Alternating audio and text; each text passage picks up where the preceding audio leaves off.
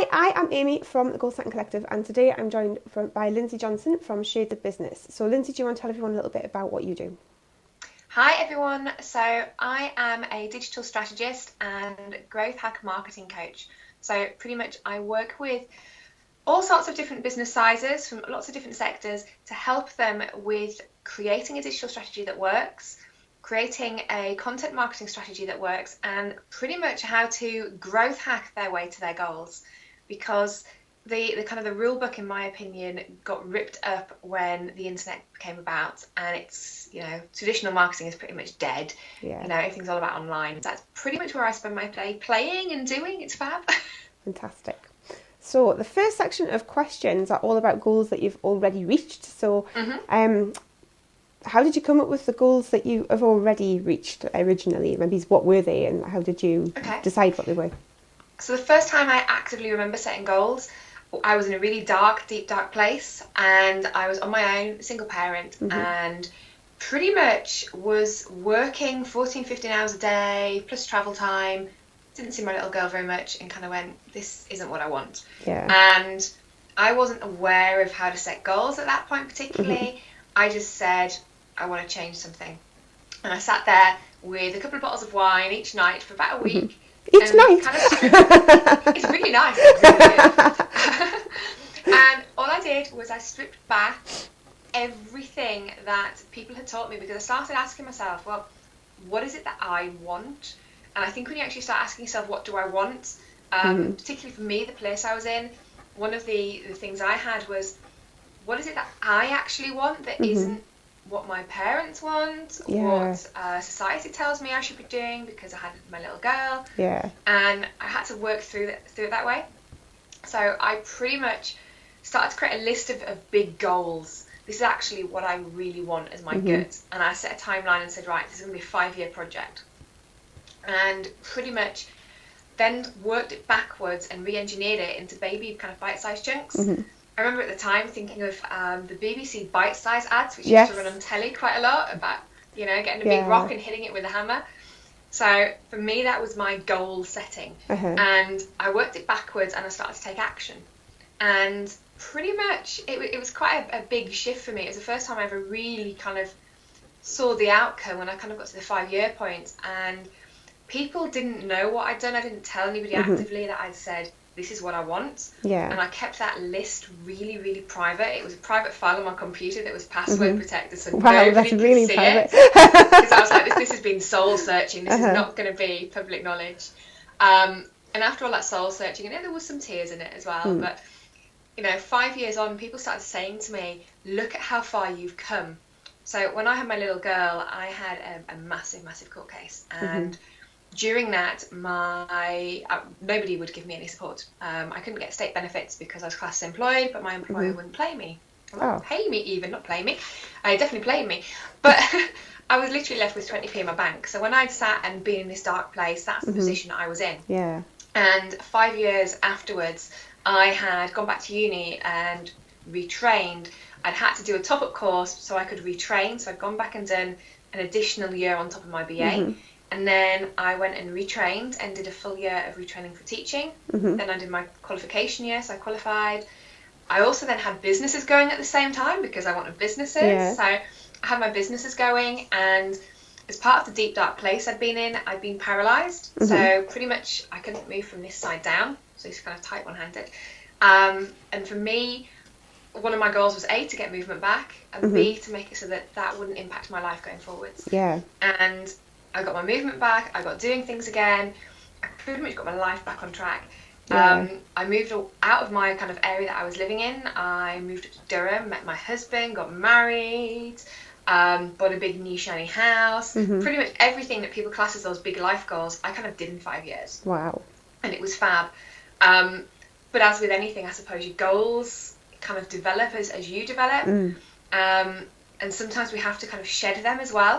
hmm So that's the period that I've been in at the moment, or for the last kind of year or so. It was just, I'd reached those goals and it was shedding what I thought I'd wanted, because Yeah. obviously you grow in part of that and you grow in that process. Yeah. And it's shedding, this is what I thought I wanted, but actually I didn't. Yeah. I've got it anyway and I've achieved those goals, because because for me, obviously, as you know, Amy, some of my goals as my business goals were that I wanted to build a big business and to see how far I could push it, to see how big I could grow it. And I did that, and I won like the 3 business awards along the way. It was lovely, but I kind of got to a point, and it was about October 2015, and there was something just not feeling 100% right with everything, in the sense of I started to grow more and more distant because I didn't feel that love anymore. The passion was there, but not for that topic. And it's that shedding of the goals, and then you have to kind of go through that transformation period. I think when you're setting goals that are big goals, you've got to go through that transformation period where, how can I put it, where you pretty much know that you're kind of going like that and spinning on yourself all the time. And that transition period is probably the scariest thing ever when you're doing goal setting and kind of going for really big targets. You've got to do that spiraling to get the goals in place, so then you can kind of re-anchor yourself and go, now that's what I'm going towards. Yeah. So that's pretty much, Wow, that's brilliant. So going back to what you said at the beginning, you said that when you wrote down your list of big goals, you were writing down what you want, and how did that feel 5 years ago? 'Cause that must have been, because obviously it was very different to where you were, like where you wanted to be. I mean, obviously that's the whole point of having a goal. But like, how did it feel when you were setting those goals at the beginning? It felt good. Yeah. It was painful to do. It was very, very painful. When I talk about it now, I always compare any kind of part of that process as peeling an onion and peeling the layers off it, because you've got to strip down, for me, that's my belief anyway, you've got to strip down to that core, this is what I want. So it was liberating and it was fantastic, but boy did it hurt at the same time, because you've got to say, actually I've got to challenge some beliefs. So for me, one of my issues was I was very young when I had my daughter, and my life goals and what I wanted, people had a viewpoint on being a young single mum, particularly, blonde. I was a size 6. They had a very specific view, particularly because of where I was living as well, of how people should be, and it was having to challenge that in order to achieve my goals. It was kind of a bit scary as well. Yeah. But it was a good feeling. However, what I would say on the side of that is there was also that kind of not guilty feeling because you're going for your goals, but I was very aware that I didn't want people to know my goals. And when I do stuff with kind of my own clients, I always say, name your goals, come out and be accountable, which is fine if you have what I call kind of your 90-day horizon goals, or your kind of big picture goals for like a year or something. Yeah. But for those really life-changing goals that you don't want other people to know about, for me, the big life-changing ones were not the ones I wanted people to know about, because I didn't want anybody to be able to influence it. Yes. I wanted to be able to say, I've got there all on my own, and nobody else could have an opinion, and nobody else can influence it whatsoever. And that was fantastic, because I got that. And I think if I told people what I wanted to do, particularly because some of them were highly ambitious, that they probably would have just said to me, Lyndsey, you're an absolute nutter, don't do it. It's not what you want, is it? Or they would have been, they would have tried to exert their own influence, because people are naturally like that. They always try and help, but it's kind of exerting their own influences. And again, I had to do that influence free, because I had to prove to myself that I could do it, because as part of that growing as a person, once you know that system works for you, I honestly believe that you can literally rewrite your entire life if that system works for you, and you can keep redoing it. So it did feel good, but a lot of other emotions in there as well. Yeah, that's brilliant. And you even went on and talked about the bit I was going to ask you about next, about not telling people and why that was. So that saved me a job. No, I don't mind. So what goals have you hang on. Yes, that was what goals have you set yourself. So that was about the goals that you set. So you said, obviously, you set goals to buy a house and to move and to go to university and to get well. And so I think we've kind of covered that one. But there was a lot of goals. So you must have felt a little bit overwhelmed as well. Did you? For me, when I first did that plan, my goal list went onto 2 pages on Word. Wow. I wrote it as a Word document. It went 2 pages. And that was before I started doing kind of my little GCSE bite-sized hammer at it and breaking it into baby steps. And then there was like a whole page, because I like to be organised, that broke down those steps and kind of timelined them. Well, actually, if you need to retrain, because obviously, you know, as you know, I blew the whistle on something in my industry, so I had to kind of go and retrain. But if you want to retrain, you now have to do this, in which case, if you're going to have to do this top-up year, how do you get into university? How are you going to go back through that process? And it was all sorts of different things. And I don't think at any point it ever occurred to me until the day I got my letter to say I'd been accepted into Sunderland Uni for my teaching programme. I don't think it was until the day that I got that letter through and I picked it up off the floor and went to open it that it suddenly occurred to me that I may not just take it as a given. And I think that possibly was naivety for me. But I just presumed, well, I've set myself this goal. I'm working, following these tasks. It wasn't an optional thing. It wasn't something that could be failed at. It was just, this is what I'm doing now. And it wasn't until I picked that letter up, and I remember kind of having this moment of doubt, thinking, oh, okay, what could that happen? And I think, again, if you are setting those types of goals, it's better to just presume that they're a given. You know, when people say, you know, act like it's happening, talk about your goals like they already happened, talk like you're already achieving them. I did that, but I didn't even know I was doing it. Mine was just a case, probably more of ignorance, arrogance, whatever you want to call it, of I'm just going to do that. But once I became aware of that, that ability to doubt yourself, I think it had an impact on me later on. But luckily for me, that was quite far down that process by the time that had come. I'd already kind of put all of that wheel in motion for that journey. And it kind of always stuck with me that as long as you believe what you're doing and you're really believing in the fact that you are going to do it no matter what anyway, and really nobody else's influence is important. You can do it and you will do it, which is usually kind of my motto is I can do it and I'm going to do it just for the sake of it. Then, you know, you can get any goal you want. You just have to kind of believe it. Yeah, I think if you want something enough, you just make it happen, don't you? You make the time, you find a way to fit it in somewhere, you sleep less, you do whatever it is, don't you? If it's something you really want, then nothing's going to stand in your way. Oh God, no, nothing's going to stand in your way at all. Brilliant. So, what research did you do? Well, hang on, my next question was actually, what did you do to make that happen? And I think we have kind of covered that, but I'm just going to mention it just in case there's anything that you think you haven't said. Sorry. No. Pretty much to make it happen, I did pretty much everything that I could. I'd broken it into steps. I had gone and done the research, and I looked at, well, how do I do this? And I would say after that initial week of kind of pain of going, well, I'm just going to do that the actual research probably took about a week. I'm not a big believer in taking things slowly, as you probably gathered. For me, if I'm going to do it, I'm all in, and I've said I'm going to do it, so now that's it. The consequences issue doesn't really kind of bother me in that sense, because I'd rather just take the jump. So for me, I just took every action as I needed to reach those goals. And I think each goal that you set is slightly different, and for me I had so many. But it's important to have that honesty with yourself, that you can kind of sit and say, actually, that's what my heart wants, and then follow that and put it into practice. I think that's really important, because what's the point in going through life if you don't get if you don't try and get at the very least what you want, if you don't try and get yourself happy. I think I've shared one of my favourite poems with you, but if not, I'll send you a link to it. Yeah, do.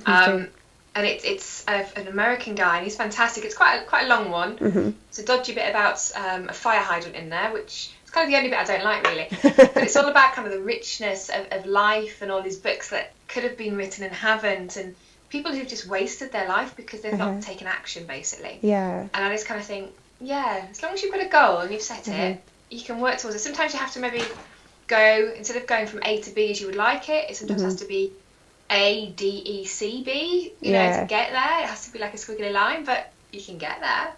As long as you just kind of say, do you know what, I'm just going to be bullheaded enough to say I'm doing it anyway. And you don't want to waste a life. Definitely not. No.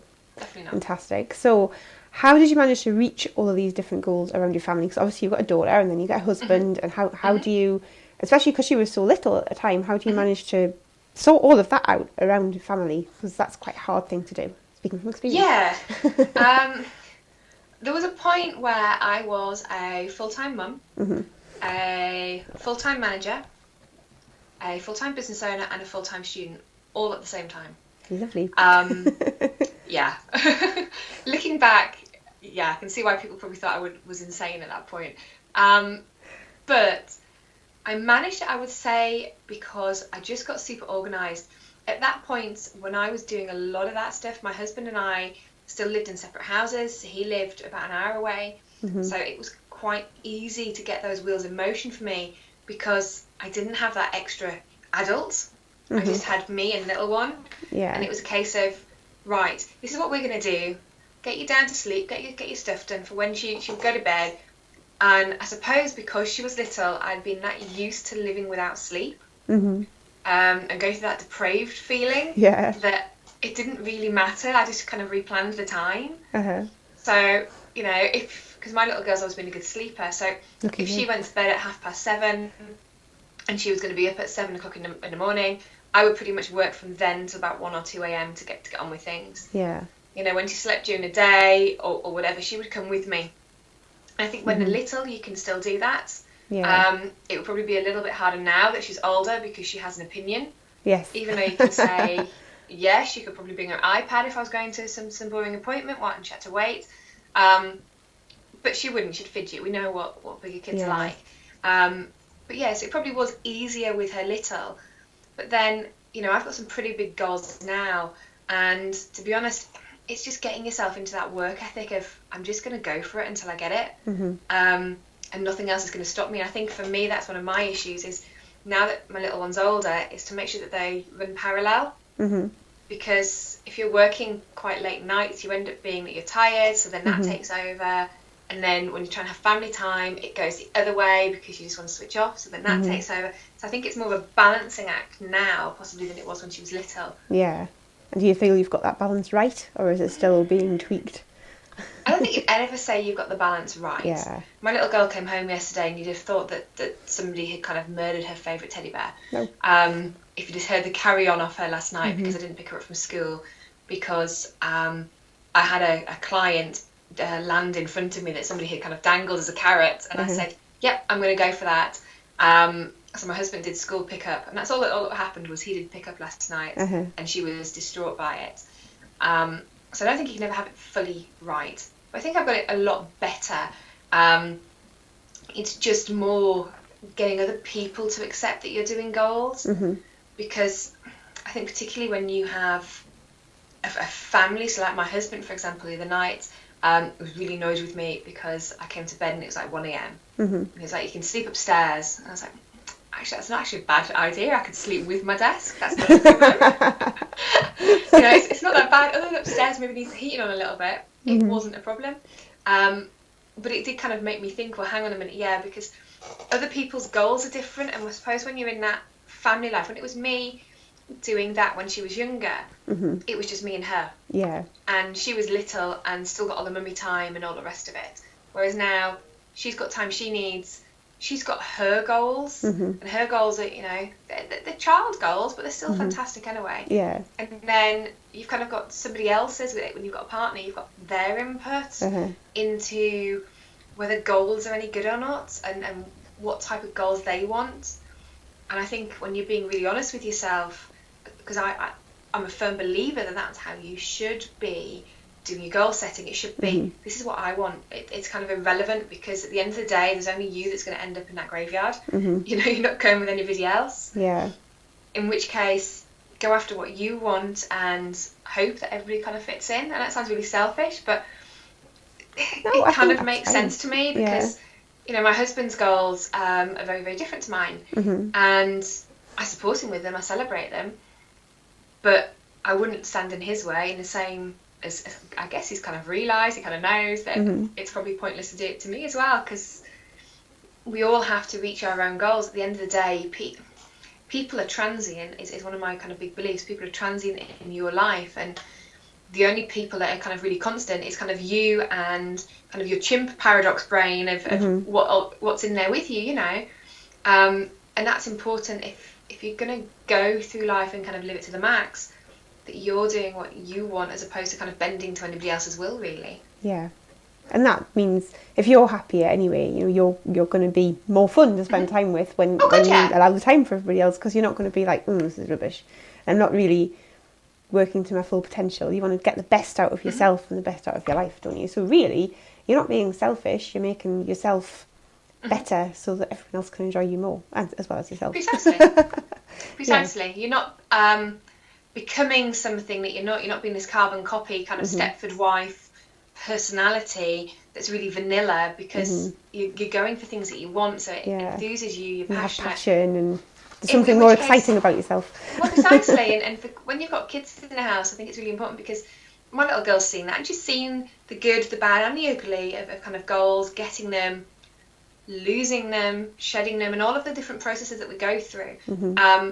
And she understands it, and I think it raises the children's aspiration level as well when they see goal setting being done actively and frequently enough and being achieved, that they kind of go, actually, it's not something where doubt can creep in. I think with little ones, particularly the way I raise my daughter, I don't want her to have that doubt. I want it to just be a case of, well, I've said I'm going to do that, so I'm going to do it. Yeah. Because I think it's so easy to breed kind of doubt into them, and our education system does that enough, so we might as well kind of teach them, set those goals and just achieve it anyway, know. Brilliant. Yeah, so it definitely has lots of benefits for everybody else too. So that's wonderful. Definitely. So how does it feel when you've reached your goals? Like, how do you feel, and maybe how do you celebrate? I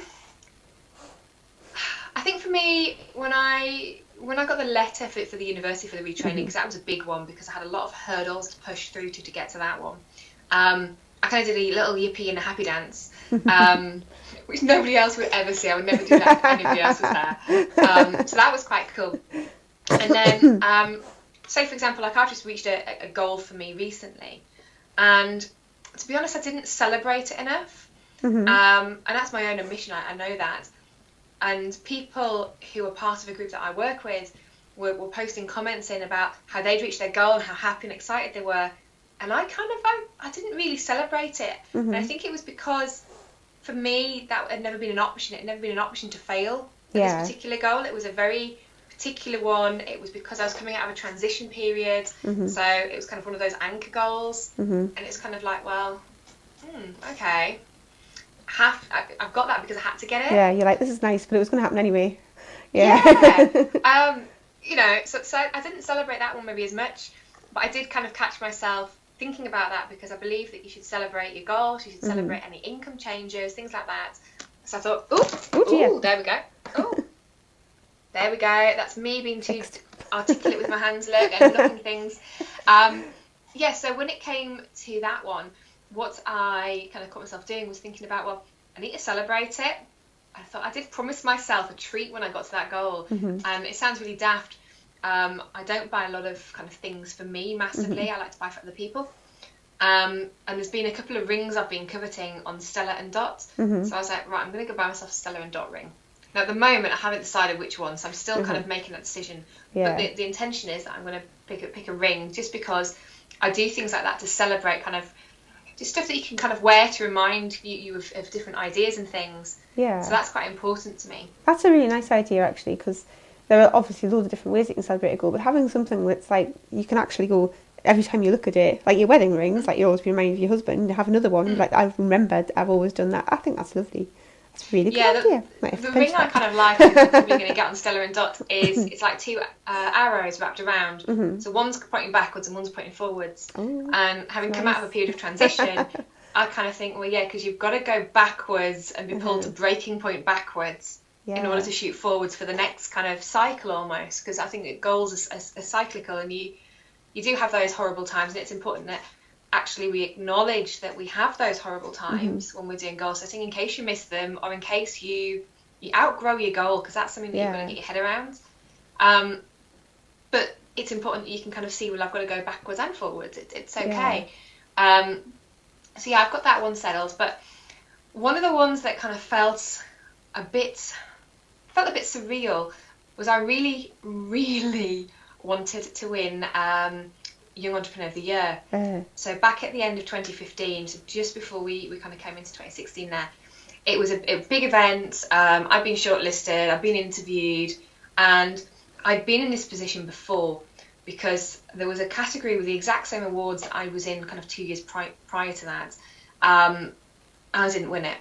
And it was one of those ones when I didn't win it, where I'd been sat at the table as we were about to announce it, and I never get nervous or panicky. And I had to take a sip of water to the point where somebody turned around to me and said, "Are you nervous?" And I thought, and because I didn't win, it kind of left a bit of a sour taste in my mouth.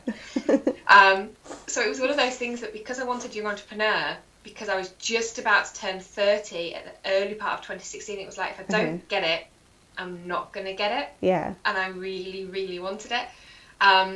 So that one, when that came up, I just talked myself out of it. I talked to myself, you know, just be prepared. Think about how you're going to react here. Your face needs to be a little bit better than last time, so people can't tell if you're upset or not. You know, how are you going to react if you don't win? And you know, my husband was sat there, and it was a good friend of mine was actually texting me during the awards ceremony, which is probably really bad. But he sent me a text and he was just like, just stay in the moment. Because he's a big believer in Eckhart Tolle. He got me quite into Eckhart Tolle and the idea of being in the moment. Yeah. Which is really hard when you're a goal planner, because you're always looking ahead. Yeah, you're living in your head. So I was kind of taking those breaths and reading this, thinking, right, I've got to be in the moment. Don't think it, just be in the moment.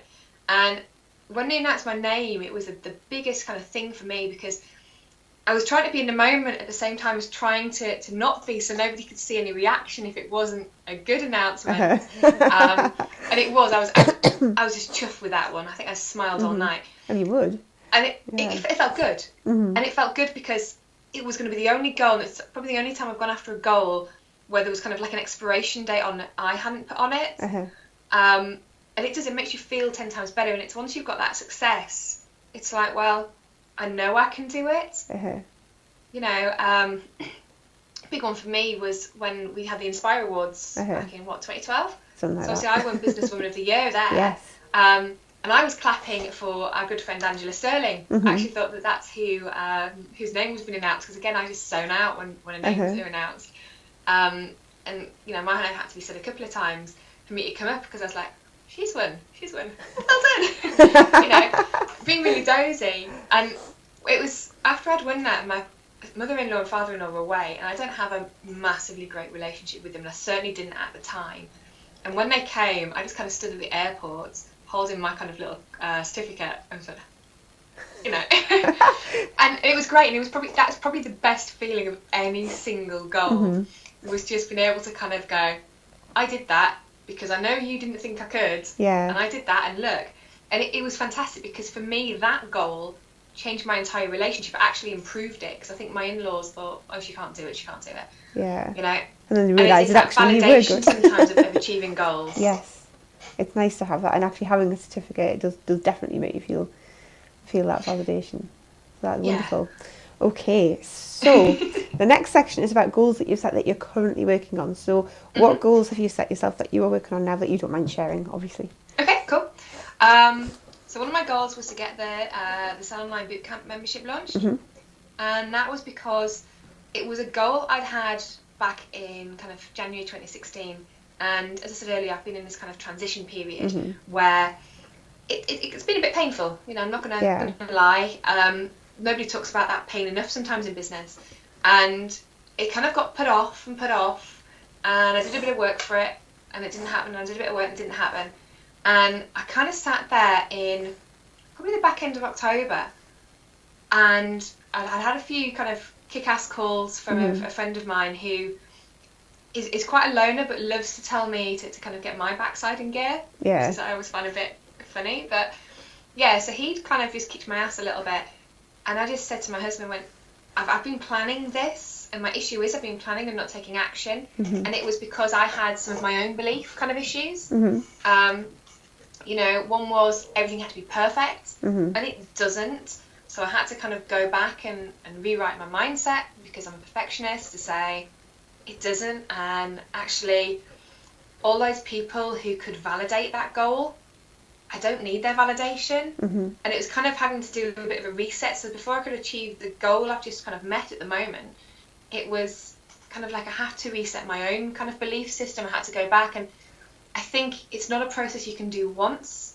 So I've just been teaching this yesterday to my membership bootcamp, because we were talking about goals, and I said, you know, you can do that mindset work and it will last, but then something will happen that will flick it, or something else will happen that causes a different belief, and you've got to reset your mind if you're going to go after those goals.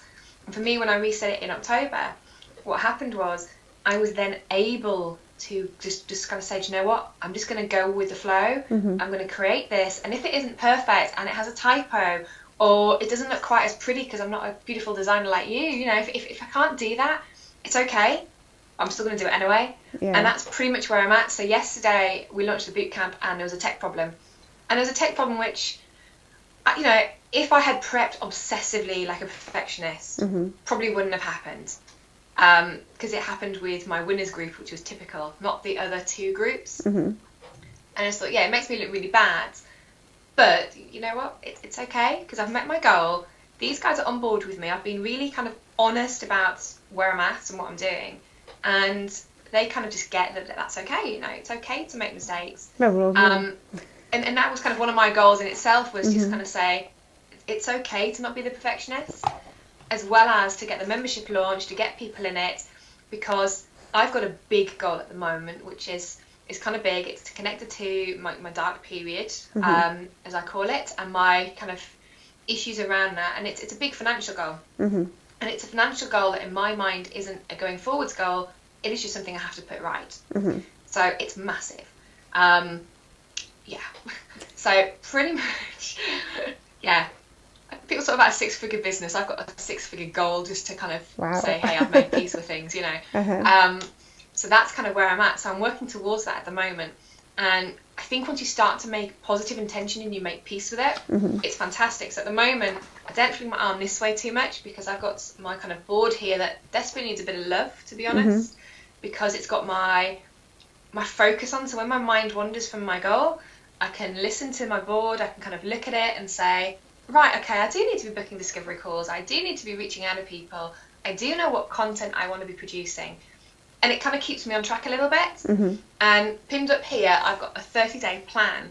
And I believe in having a horizon point. So when I was younger and I used to walk to my boyfriend's house, I would always count it as horizons. So it would take me 3.5 horizons to get to my boyfriend's house. Oh, wow. Because I could never like measure. I'm really bad at time. I was never really good at time. And I view it as horizon points. So 30 days is my horizon point. That's where I'm working towards. So I know exactly what income level I want to bring in to meet my goal, because it's on my board. Wow. And each goal is written on there. It's just not assigned to anybody yet. So for my bootcamp members, they actually don't know this, but all their names are written up here on the board, so that I can kind of just celebrate the fact that they've come in, it's met my income goal, and I can physically see my goal. Yeah. And say, actually, you know, that goal there, Kim's got that goal, excellent. You know, goal ticked off, I've realised that one. Because my goal at the moment is so big, because it's not a life goal, it's just a making peace goal. And making peace with some of those little kind of mindset niggles that have to be put to bed. Yeah. But for me, having that there, that's those baby steps. Yeah. So it's good, and because I've got that there, like I've been massively flat out for kind of the last week or so. Since I started taking that level of action in my business and coming back to stuff that I used to do before, stopped because it had worked, and then thought, oh, I should have maybe made that work again. Because I've come back to it, I've now got so much work in that I'm thinking, geez, I'm going to have to bring in some support, or I'm going to have to work till like 1 a.m. every single morning, every day for a good 6 months, because I've brought in a heck of a lot of work. You know, and it's having those visual cues to get your goals sometimes when your mind wanders a little bit, that I think really works and helps people. Yeah, obviously I'm going to agree with that. Yeah, I love visual cues. I have, for my my subscription box business, I have a bit of paper, which is in my bag, so I can get it out, which has got squiggles, like a circle on for each person that I want to bring in that month, so I can colour them in each time, which is great, because I love that. So anything like that is good. Yeah. Well, that's really like interesting, because you've talked like about that. a few things we're going to talk about later, so we'll bring them up again later on. Yeah, and that one as well. We'll talk about that one later too. Right, so I've written down, what do you intend to do to get there, so to meet these goals? I think you've kind of covered that as well, because you've obviously got all of this, your 30-day plan and your board to help you focus on it. You've obviously already split it all down, right? So is there anything else that you could add to how you're going to manage to get there?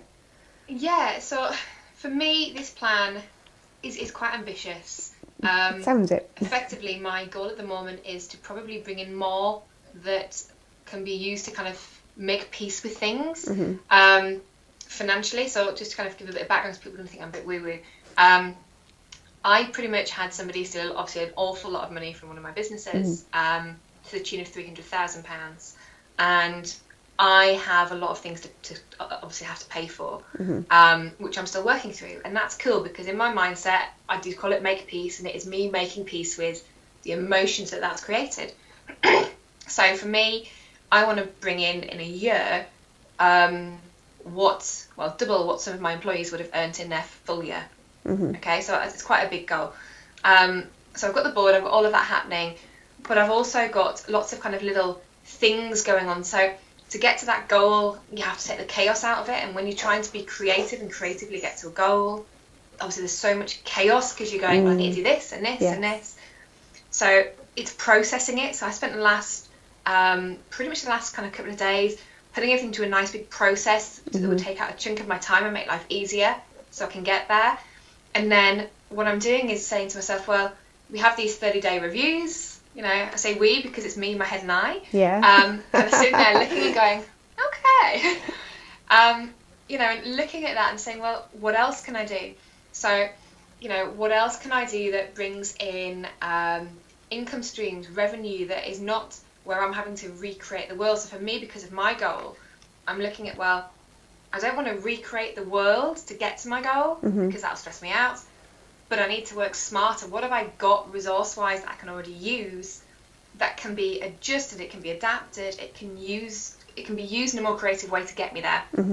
So, you know, repurposing kind of existing content for me and my business will help me get to that goal. So that's something that I'm working on at the moment quite heavily. Yeah, that's a great idea. So you have lots of different ways of reaching that goal, different income streams to get you there. Yeah, definitely. Yeah. Which takes a lot of organising. Yes. Fantastic. So how do you cope if things go wrong? You did mention earlier when you were talking about when you didn't get when you didn't win that award, and then obviously you came back and you got it 2 years later. And you said you felt terrible at the time. So how do you cope with other things that you don't reach, things that you feel like you have no control over, or does that not happen because you are so set on this is the way it's going to be that you're just not surprised when it happens? Yeah, so I am very set on the fact that this is the way it's going to be. So I don't tend to get emotional in that sense around things. However, like with that award, I was in a bad mood for weeks about that. Oh, no. You know, I'm not going to lie. But the thing is, I'm a big believer that in business, we all talk about getting there and all the rest of it, and we don't actually talk about the important bit, which is what happens when you have those crash and burn moments because you missed it, or you know, you outgrew it. Like for me, when I realised I'd outgrown my business, because I wasn't in love with it anymore, you know, who I was had changed. That was heart-wrenching. And nobody talks about that. Nobody talks about how business can be a problem. You know, we all talk about celebrating success, but we don't celebrate what we learn from failing and from missing those goals. Yeah, that's true. So for me, when I had the big theft, that was a huge goal of mine that not only ticked off and kind of moved beyond, but it was still something that I had an emotional attachment with, because you have, when you achieve your goals, such an emotional attachment with it that it's like, oh my gosh, what do I do now? And it's the same when, I suppose, when you miss them, you know, what do I do? You know, to make those goals a reality, you've got to make them real. You have to breathe life into them. Yeah. And when you miss it, it hurts. But I think the most important thing is to kind of acknowledge that for me, the way that I do it is I kind of just say, do you know what, it really hurts. And it is feeling a bit crap and I do feel a bit shit. But you know what? That's okay. It's okay to feel like that. And it's okay to allow yourself to feel like that. You know, you don't have to be 100%. If you don't get your goal, you don't have to be 100%. Oh my gosh, you know, I'm going to go straight for it and grit your teeth the next day. You know, I don't think I know anybody who has had that happen. What I've experienced and what a lot of the people I work with have experienced is as long as you kind of allow yourself to mourn what's happened, and it is, because it's a cyclical process. When you miss your goal and you've put so much energy into it, you need to go through that cycle of just saying, you know what, I missed that. Okay, I'm going to let myself feel it, because that feeling it is what drives you forward. So for me, because I felt what happened with outgrowing my goal, it pushed me forward and actually made me think, do you know what, next time round actually pay attention a little bit more to serendipity. Yeah. And seeing what happens instead of being so pig-headed, perhaps, in terms of I'm having that and that's where I'm going. Mm-hmm. But it's okay when if you don't reach your goal. It is okay. Nothing. The world's not going to end, which people often think it is. It's just allowing yourself that space to kind of feel the pain of it, because that pain is the bit that drives you forwards. Yes.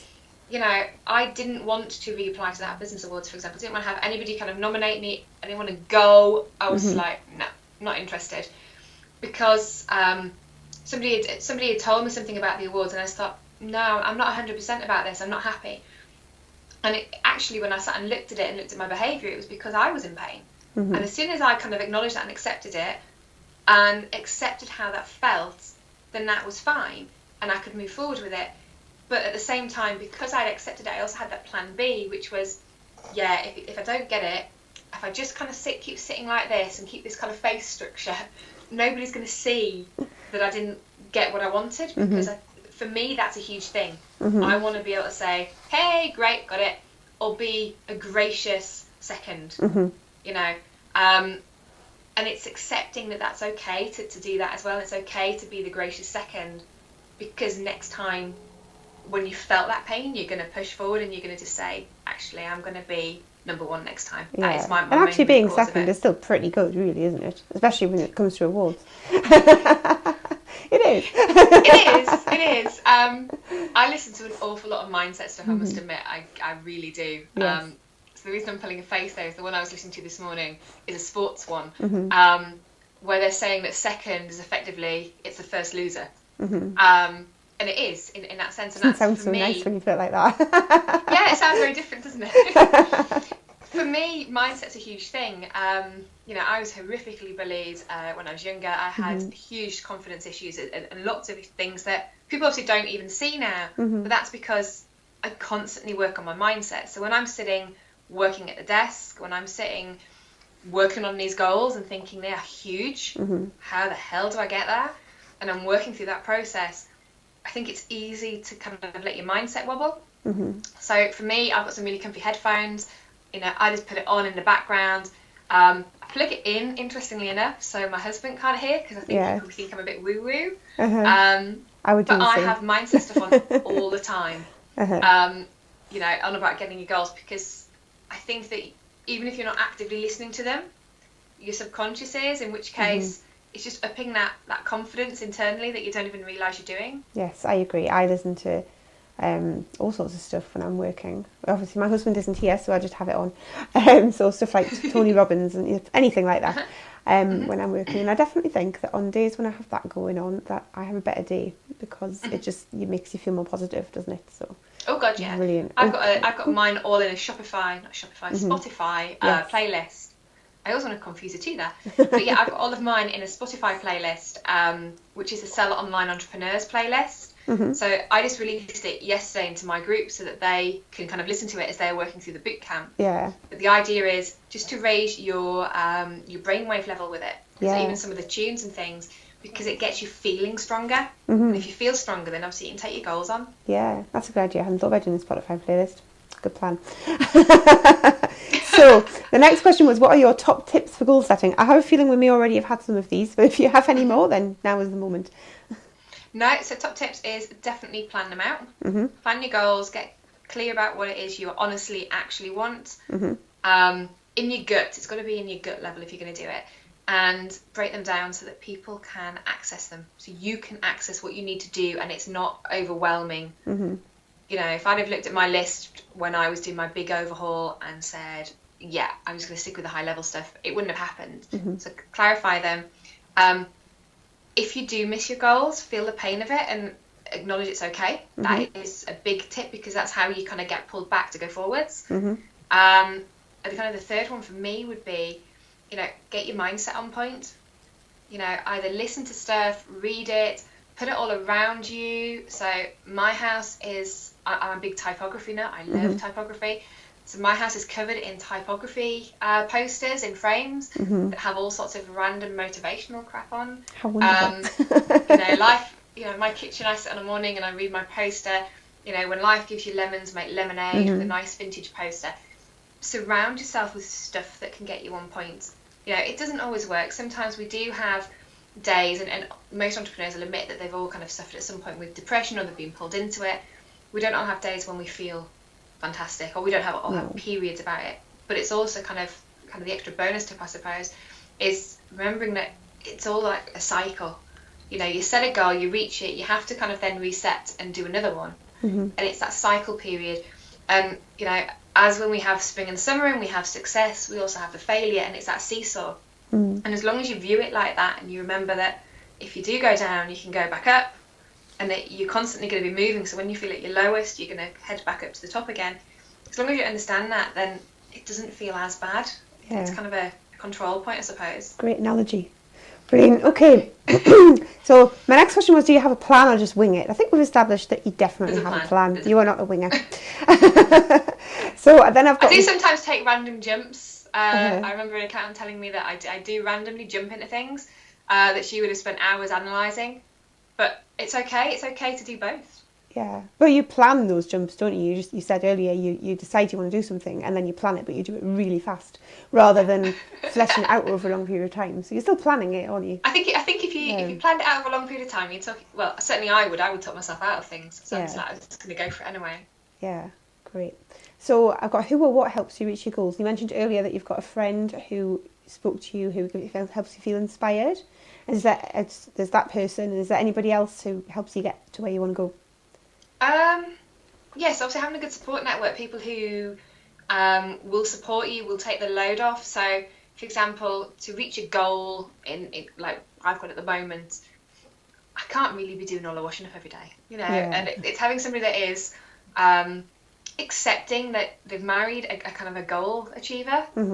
Because if you're setting yourself that goal and you're not going to achieve it, then it's obviously problematic. But you know, if you set yourself your goal and you've kind of got all these what I class as distractions, so like washing up every single pot the minute it's used, like my mum does, or remembering to put the dishwasher on, it's having people around who can just accept you for who you are, and accept that a bit like a creative person will always have a creative mess that's creatively organised. You know, a goal achiever may have their mind on something else, you know. So that's kind of a good one. Things that help me achieve things as well is lots and lots of, like we said about Skype, YouTube, TED Talks. Stuff that helps you get sorted. So like one of my favourite ones that I love, and I use this excuse every time I go to a restaurant, is Barack Obama was famous for saying that he doesn't have to make choices like you know on a day-to-day level in his life about what he wears and what he eats, because do you know what, that isn't the important choice. The important choices he has to make in that role, or he had to at that point, were to do with running a country. So really, you know, when you focus so much on a goal, by having kind of that knowledge and listen to all these things and people's thoughts, it helps you kind of just process what's important and kind of get the priorities right. So to me, they're quite important. And, you know, the most important thing ever is sticky notes. Sticky notes. I love sticky notes. And the coloured pen. Oh, yes, I love coloured pens. So do you do things daily that help you to reach your goals? Like things like, well, stuff we've already mentioned, like mindset. We've got things like self-talk, listening to people, reading books, planning stuff out. I know that there are obviously quite a few things already. So what do you do on a daily basis that helps you get to where you want to get? On a daily basis, it's going to sound really weird and wacky, but I always have a hot shower, and I let my mind just kind of wander and process through things. No, that doesn't sound weird. Because I'm kind of a water girl, a lot of my analogies come with kind of water elements. I find that helps me think. I have motivation on every day, and I know when I don't have it on what I'm like. I'm a big fan of even just stuff like Love is a Rebellion as an album. I put that on all the time and just kind of play happiness to kind of get you bouncy and make you feel better. I do a lot of self-talk. I'm a big believer in the fact that we, you know, and if you've read the Chimp Paradox, you'll get me when I say we have all these kind of other minds inside of us. And I'm a big believer that, you know, your best friend is kind of right inside your head sometimes, and it's all right to chat. I know that sounds kind of quite bonkers, but for self-talk, it's important. It's important that nobody else gets you like you do. So I do lots of that. I do when I'm feeling really crappy, and having a really bad period, I do quite a lot of journaling. Mm-hmm. More so, and I've never quite worked out how you're supposed to journal, but more so just saying, actually, this is what my problem is, and this is what I'm grateful for. Because actually, over time, for me, I realised that those problems aren't going to happen. Mm-hmm. I do an awful lot of work on understanding your beliefs, which is just listening to yourself every day, Mm-hmm. and just listening to your guts and listening to what doesn't feel right. You know, when you're working on something that doesn't feel right, or you feel like your energy's dipped, why is that happening? Mm-hmm. So, listening and asking yourself, well, hang on a minute, why? Say, for example, you know, why do I not feel comfortable working with this particular person? Is it that they're zapping my energy? Why do I not feel comfortable with this situation? Is it that my goal is slightly different and I haven't listened to myself enough? Mm-hmm. Is it listening to yourself to understand that you've got a belief problem? For me, like I said, because I was so badly bullied when I was younger, I had a huge load of kind of self-limiting beliefs that had to be worked through. And it's understanding what those beliefs are. So if you're listening to yourself on a daily basis and just taking that time to kind of catch yourself when you're thinking about things, I do that an awful lot because I find that helps. And I do an awful lot of visualization of, you know, if you are going to daydream, and as a creative we all know we do. Oh, yes. Being able to daydream about something you want, and you know, kind of make it normal and make it so that you feel like you're getting there. Yeah. To me, they're kind of the big points. Yeah. Brilliant. Yeah, I spend a lot of time on Zoopla looking at houses I would like to buy every day. See, to me, that's just tormenting because I'm not quite there. If I went and looked, I want to take action. Actually, you know what I usually find? The houses I really, really like, I get really annoyed with the people who live in them because they haven't made the most of the insides. And you think, why would you buy that sofa? Why wouldn't you have pictures on the wall? So then it becomes really easy to visualise what it would be like when it was my house, because it could be nothing like that. You know? So yeah, it works for me, but everything's different for everybody, isn't it? So yeah, oh god, yeah, brilliant. Definitely. Right, and then the final question is, as a digital growth hacker and a business consultant, what tips would you give to people to achieve their goals using the skills that you have? Okay, so to achieve their goals, I would definitely use the kind of online community to find people who are in the same interests. So you can find people from the same niche, people who have your particular focus or outlook, so that you've got people to hang with. You've got people who can help bolster you, because in day-to-day life, we only meet people in the streets or whatever, and they've usually got a very specific worldview, whereas people, if you meet them online, they can be from anywhere. Their view is completely different. So that's one of them. Another is setting yourself kind of lots of little mini goals. So yes, you might have them in hard copy, which helps with embedding them in your brain, but actually running that is quite hard. So for me, I have my goals on Trello, and I kind of move them around to make it happen. And my other one that I'm a big fan of is I use a lot of scheduling software, so that I can schedule in all the stuff that needs to happen and kind of automate the living daylights out of stuff, so that I can make those things happen. For me, because of the digital kind of industry, you can kind of collapse those timelines on your goals if you are paying attention to what you can do with automation. So for example, I've got a client screen loaded up over there, and I've been teaching her this recently, and it's she wants to start a podcast. Okay, well, how do we get you there really quick? So we've created a mind map of, you know, what those baby steps are going to be, and then we've kind of built out what we need, and it's making sure that for her, she's going to do this and she's going to do it and grow it really big, really quick. It's automated. So if you sign up for an appointment with her to kind of be interviewed, everything else comes through automatically. So she doesn't have to think about it, because if you're going to go for the goal of getting people on and running a big podcast, the focus should really be on attracting the right interviewees and the marketing. Yeah. It's not on kind of the rest of it. Oh, there we go. Oh, there we go. I've got a little alert thing up on my system. But yeah, it's focusing on what the goal's actually about and what you need to be doing in that goal. And then for me, using my skills, automating the living daylights and kind of getting technology to help for all the bits that aren't important to get to that goal. Yeah, brilliant. You know. Okay, so I'm writing that down. It's brilliant. Yeah, there's a lot of things that you can automate, isn't there? And I think it feels like every day there's something new that you can find that you can use to automate even more. So how would you say that you make sure that you find the right tools rather than faffing around trying all these different things, because there's just so much choice?